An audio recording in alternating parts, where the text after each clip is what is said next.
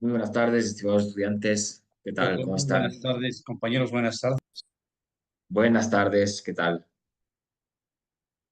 Bueno, bienvenidos, estimados estudiantes, a la presente clase virtual. Corresponde a la semana número 9. Como ustedes saben, esta es la primera semana del segundo bimestre. Estamos iniciando, pues bueno, esta segunda parte de la materia de Derecho Mercantil, donde vamos a ir analizando, vamos a ir estudiando conjuntamente, pues, nueva materia prevista tanto en el plan docente como en la bibliografía académica recomendada para ustedes.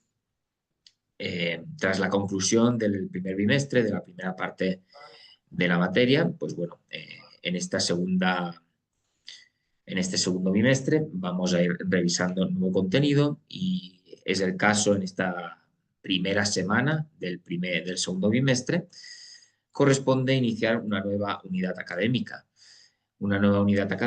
en la cual vamos a ir revisando. La metodología va a ser la revisión semanal de diferentes modalidades contractuales que encontramos en el ordenamiento mercantil ecuatoriano. El día de hoy corresponde realizar un primer acercamiento sobre los antecedentes de la contratación mercantil, que ustedes tengan claro el,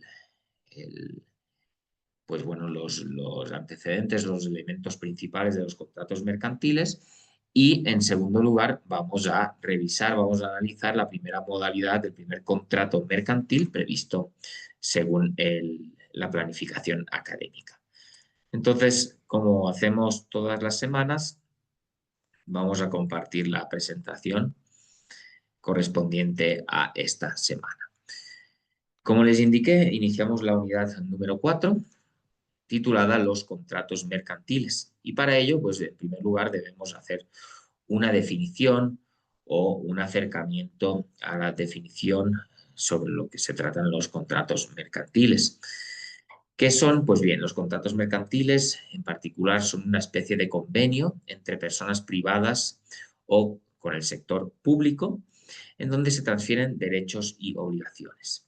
Además, en los contratos mercantiles, como en todos los contratos, para que una persona se obligue a otra por un acto o declaración de voluntad, es necesario, conforme lo establece el artículo 1461 del Código Civil, que sea legalmente capaz, que consienta en dicho acto o declaración y su consentimiento no adolezca de vicio, que recaiga sobre un objeto lícito y que tenga una causa lícita. Como ustedes pueden apreciar, los contratos mercantiles comparten los mismos requisitos, las mismas exigencias legales para que sean plenamente válidos que los contratos civiles. Eh, las personas que intervienen en la celebración de estos contratos, pues deben cumplir con todos los requisitos de capacidad y de voluntad para poder plasmar las mismas en los contratos. Al final, un contrato, sea civil, sea mercantil o sea de cualquier índole, no es más que el acuerdo de voluntades de ambas partes libremente plasmado en un documento, en un contrato. Siempre que obviamente tenga una causa lícita, no un contrato en el cual se establezca la voluntad de las partes de llevar a cabo un objeto ilícito o contrario a la legislación vigente, pues será un contrato que no tendrá validez, será un contrato nulo. Esto en cuanto al primer acercamiento general al concepto de contratos mercantiles para empezar a revisar, a analizar el primer tipo de contrato mercantil que está previsto en este segundo bimestre, que es el contrato de mutuo o también denominado préstamo de consumo. Este contrato hace referencia a un crédito de dinero para la compra, por ejemplo, de un vehículo, ya que el mutuo es esencialmente un contrato de préstamo de dinero, el cual suele ser remunerado mediante el pago de intereses en función del tiempo. Eso es el mutuo. Eso es cualquier préstamo, ¿no? En el cual se entrega cierta cantidad de dinero eh, con, con la obligación de devolver la misma cantidad de dinero a cambio del pago de los respectivos intereses. ¿Qué se entiende por contrato de mutuo? El Código Civil, en su artículo 2099, señala que el contrato de mutuo o préstamo es un contrato en que una de las partes entrega a la otra cierta cantidad de cosas fungibles, con cargo de restituir otras tantas del mismo género y calidad. Cuando decimos cosas fungibles, nos referimos a bienes que se deterioran o destruyen al ser utilizados. Esa es la característica de la fungibilidad de bienes. Al momento de ser utilizados, desaparecen al hacer uso de ellos, por ejemplo, el dinero, un vehículo, etc. En el mutuo o préstamo de consumo intervienen dos partes. En primer lugar, el denominado mutuante, quien se considera como el acreedor, y por otro lado tenemos al mutuario, que es el deudor. Cada una de estas partes, como en todo contrato, tienen derechos y obligaciones que las revisaremos más adelante. Pero importante que sepan, en cuanto a los elementos subjetivos del contrato de préstamo, son dos, el mutuante y el mutuario. Las características principales del contrato de mutuo pues son las siguientes. Es un contrato real. ¿Y por qué es real? Ya que se perfecciona por la tradición entrega de la cosa que transfiere el dominio. En ese momento se perfecciona el contrato de préstamo con la entrega de la cosa que se constituye como objeto del contrato. Significa que se encuentra en suspenso el dominio hasta que el mutuario, deudor, pague la totalidad del precio. Sin embargo, puede hacer uso y goce de la cosa. Por supuesto, es un contrato unilateral, ya que origina obligaciones solo del mutuario, del deudor, quien se someta a las condiciones que se establecen en el contrato. Por lo tanto, obviamente, este es un claro ejemplo de contratos unilaterales, ¿no? Solo el deudor adquiere obligaciones. Principal, ya que subsiste por sí solo, pero pueden acceder a él otras obligaciones como la hipoteca a través de un mutuo hipotecario, o sea, el mutuo es garantizado por la hipoteca. No olvidemos que el mutuo, el préstamo de consumo, es un contrato muy utilizado, ampliamente utilizado en el sector financiero, ¿no? En los préstamos financieros. Por lo tanto, siempre, en la mayoría de casos, el contrato de préstamo va a ir asociado a un contrato de garantía o una garantía va a ser accesoria siempre a un contrato de préstamo. Las garantías que vimos en el bimestre pasado puede ser garantizado con pagar en la orden, con un garante o un aval personal o con una hipoteca o con cualquier otra garantía que ustedes puedan pensar, que ya las revisamos, como recuerdan, en el bimestre anterior. Por lo tanto, las garantías muy importantes en cuanto al contrato de mutuo, porque siempre sirven o se utilizan por parte de las entidades financieras para garantizar o intentar garantizar el cumplimiento de la obligación por parte de los deudores. Y por último, puede ser gratuito u oneroso. Al ser regulado por el Código Civil ecuatoriano, en principio es gratuito. Pero si se trata del ámbito mercantil, que es en el cual nos encontramos, puede ser considerado oneroso. La regla general en el préstamo mercantil es que es un contrato oneroso. Por lo tanto, la retribución siempre será con el pago de intereses por parte del deudor. Y precisamente este es el tema que vamos a ver a continuación, intereses en el mutuo. El préstamo mercantil devenga intereses salvo convención en contrario, ya que al utilizarse para el comercio es oneroso. Caso contrario, debe haber una convención en ese sentido. Por otra parte, el artículo 2108 del Código Civil, referente al mutuo, establece que se puede estipular intereses en dinero o cosas fungibles. Es decir, que para que el préstamo que se rige por el Código Civil devenga intereses debe haberse estipulado. Pero como lo que nos interesa en este ámbito es el mutuo mercantil, ustedes deben tener en cuenta que el mutuo, el préstamo mercantil, siempre devengará intereses, salvo que las partes expresamente y por escrito hayan establecido en el contrato que es un préstamo gratuito. Si no establecen eso por escrito, será siempre un préstamo oneroso y por lo tanto devengará intereses.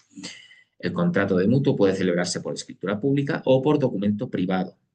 Para que este último tenga la calidad de título ejecutivo debe hacerse reconocimiento de firmas. Por lo tanto, no hay ninguna obligación, de acuerdo a lo que establece la ley, de que el contrato sea celebrado en una escritura pública o en una escritura privada. Puede realizarse en cualquiera de estos instrumentos, pero para que tenga la calidad de título ejecutivo debe haber un reconocimiento de firmas que se puede hacer, por ejemplo, en sede notarial. En cuanto a las obligaciones de las partes en el contrato de mutuo, respecto a del mutuario, restituir las cosas recibidas con otras tantas del mismo género y calidad. Si se trata de cosas fungibles, se restituirá igual cantidad de cosas, género y calidad, sea que el precio haya bajado o subido, o el mutuario podrá pagar lo que valgan al tiempo y lugar. Dinero, solo se debe la suma numérica enunciada en el contrato. Por parte del mutuante, es responsable de los perjuicios que experimente el mutuario por la mala calidad o los vicios ocultos de la cosa prestada según el artículo 2095 del Código Civil. Esto es para los casos en los que el objeto del préstamo no sea dinero, sino que sea otro bien fungible, ¿no? ¿En qué circunstancias? Que haya sido de tal naturaleza que probablemente había de ocasionar los perjuicios, que haya sido conocida y no declarada por el mutuante, aquí hay dolo, por ejemplo, que el mutuario no haya podido con mediano cuidado conocerla o precaver los perjuicios. Entonces, como ustedes ven, la única obligación eventual que puede tener el mutuante, el acreedor, es su responsabilidad en caso de perjuicios por mala calidad o vicios ocultos de la cosa prestada. No tiene ninguna otra obligación. En el mutuo se presentan varias circunstancias de las cuales se derivan los plazos para la restitución de la cosa dada en mutuo. ¿Cuándo se debe restituir la cosa dada en préstamo? Cuando se encuentre estipulado dicho plazo en el contrato, será en ese momento, es decir, cuando venza el plazo del contrato. Es la manera más habitual, el plazo más habitual de restitución de la cosa prestada, cuando venza el plazo para restituir precisamente, y eso esté estipulado en el contrato. Que no se haya estipulado plazo, siendo así, se puede exigir la obligación en 10 días subsiguientes a la entrega de la cosa. Que el mutuario pague cuando le sea posible. En este caso, el juez podrá fijar un término. Este plazo suele denominarse plazo judicial. Esto es sumamente extraño porque si no se ha plasmado en el contrato el plazo de restitución, que eso es muy extraño que no se fije esa cláusula tan importante, pues serán los 10 días siguientes a la entrega de la cosa. Y aquí tenemos un ejemplo claro, conciso, de un préstamo, de un mutuo, ¿no?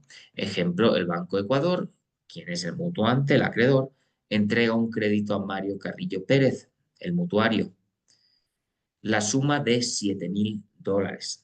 La obligación de Mario Carrillo Pérez es devolver la misma cantidad de dinero, pero en este caso con los respectivos intereses legales, por haberlo convenido las partes. Pues bien, este ejemplo fáctico, muy normal, se plasma a través de la siguiente redacción contractual. Primera, objeto. El mutuante da en préstamo al mutuario la suma de $7.000, $7.000 de los Estados Unidos de América, con una tasa de interés nominal legal conforme lo determina la regulación del Banco Central del Ecuador, pagaderos en 12 cuotas, el 15 de cada mes, conforme consta en la tabla de amortización adjunta al presente contrato. Las cuotas serán mensuales, iguales y consecutivas, venciendo la primera el 15 de abril de 2021. El mutuario declara recibir la cantidad antes mencionada. El pago de la mensualidad se realizará mediante débito automático debidamente autorizado de su cuenta de ahorros número 374344. Esto es un claro y típico ejemplo de redacción contractual de un préstamo de consumo de un mutuo, ¿no? Obviamente, nosotros como usuarios, pues cuando acudimos a una entidad financiera a solicitar este servicio financiero, a solicitar un préstamo, pues estas entidades financieras obviamente son entidades que están sujetas al control y supervisión de las entidades de control respectivas, a la Superintendencia de Bancos o a la Superintendencia de Economía Popular y Solidaria, pues ellos manejan unos formatos, unos contratos de adhesión ya previamente autorizados y aprobados por estas entidades de control. Por lo tanto, el usuario prácticamente lo que tiene que aceptar es la totalidad del contrato que se le pone bajo su conocimiento y con esa aceptación pues obtiene el préstamo. Recordemos que estos préstamos en el sector financiero pues suelen ir siempre acompañados o suele existir la exigencia por parte de la entidad financiera de otorgar una garantía, ¿no? La garantía que ya considera acorde la entidad financiera en virtud sobre todo del monto que está prestando. Y en los propios contratos pues ya se determina de manera clara el monto de los intereses a pagar por parte del deudor. Y recuerde, esta clase de contratos son muy utilizados especialmente para cuestiones de consumo. Así lo catalogan las instituciones financieras, existiendo en muchos casos formatos y requisitos previamente establecidos por dichas instituciones. Por lo tanto, un contrato, este primer contrato mercantil que estamos revisando en este segundo bimestre, sumamente relacionado con el ámbito financiero, con las entidades del sector financiero. Y bien, estimados estudiantes, esto ha sido todo en esta primera clase del primer bimestre, del segundo bimestre, perdón, en el cual, pues bueno, semanalmente vamos a ir revisando diferentes tipologías, categorías de contratos mercantiles. ¿Tienen alguna pregunta inicial o relacionada con el contrato de préstamo?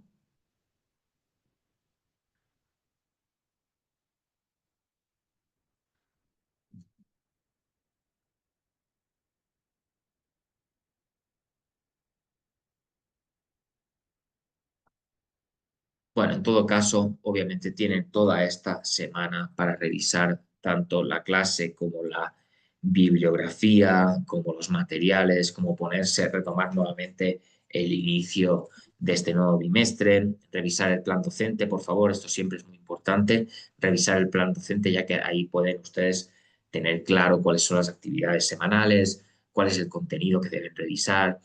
Y bueno, lo que ustedes ya saben y lo que hemos ido manifestando durante también el primer bimestre, sigan atentamente las instrucciones que les voy remitiendo a través de los anuncios académicos.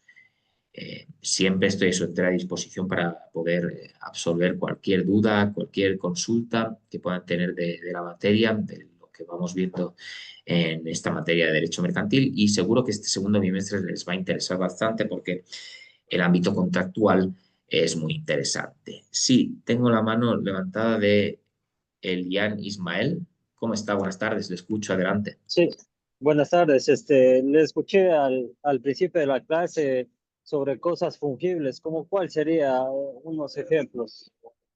Ya, las cosas fungibles son todas aquellas que al utilizarse puede ser, en primer lugar, que desaparecen, que son de un solo uso, o puede ser que se deprecian o se desgastan con su uso, ¿no?